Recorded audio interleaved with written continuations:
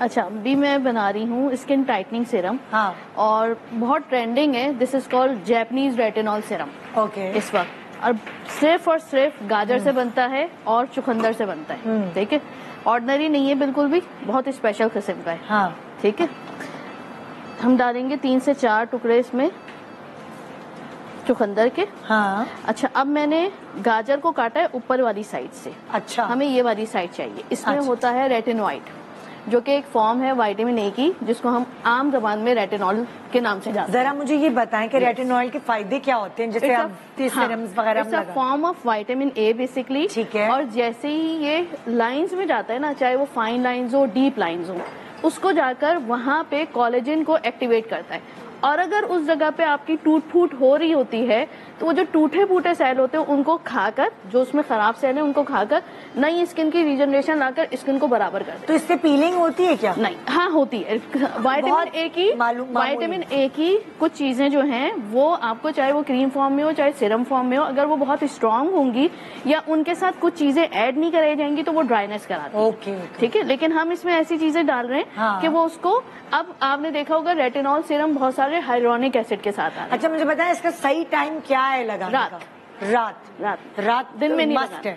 दिन में सिर्फ आपने सनब्लॉक लगाना है और इसे एक दिन छोड़ के लगाना है। क्योंकि दूसरे दिन आपकी स्किन जो है वो इसी को इस्तेमाल कर रही होगी। आपकी अपनी स्किन के अंदर जो हाइलोनिक एसिड होता है, जो मॉइस्चर की क्वांटिटी होती है, वो फर्स्ट लेयर पर आती है और उसको क्लियरिंग इफेक्ट दे रही होती है या न्यू प्रोसेस कर रही होती है। तो इसलिए आपकी स्किन जो है वो जवान रहती है।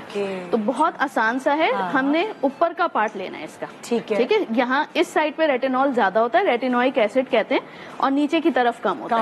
ठीक है, तो हमने गाजर और चुकंदर का इस्तेमाल करना है। हमने उसे फ्राइंग पैन में डाला है और जरा पानी डाला है कि नहीं?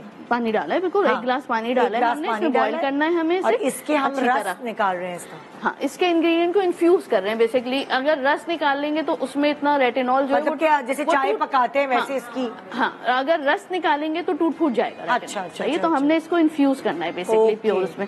अब इसमें मैं डाल रही हूँ सोया, आजकल बहुत अच्छा आया हुआ है। इसमें फ्लेवोनॉइड्स होते हैं, एंटीऑक्सीडेंट की क्वांटिटी बहुत अच्छी। फ्लेवोनॉइड्स। अच्छा, और ये जवान एंटीऑक्सीडेंट, जैसे हम विटामिन सी खाते हैं, विटामिन डी लेते हैं, इसी तरह इसमें ये सारी चीजें मौजूद हैं। अच्छा, तो ये जो हमने इंग्रेडिएंट डाले, इसको ये इंटैक्ट करेगी, इसका बॉन्ड बनाएगी, इसका कॉम्बिनेशन एक बॉन्ड बनाएगी। तो अंदर स्किन के अंदर जाकर, इसीलिए हमने इसे एक दिन छोड़ के इस्तेमाल करना है, रोजाना नहीं करना, क्योंकि ये बहुत स्ट्रॉन्ग सीरम बनता है।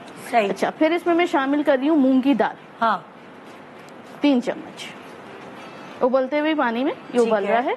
इसमें फिर नेक्स्ट डालूंगी मैं सना मक्खी। ठीक है, इसमें हम उसका शामिल करेंगे 1 चम्मच। ये पाउडर ले रही हूँ मैं फॉर्म। ठीक है। अब इसमें आप पत्ते भी डाल सकते हैं, और वो क्या करता है बेसिकली, हाइड्रेशन बहुत अच्छी करता है। तो आपकी 3rd लेयर में जो आपका स्किन का पानी चले जाता है। ये क्या आपने डाला? सना मक्खी पाउडर। ठीक है, सना मक्खी का कितना डाला? 1 चम्मच।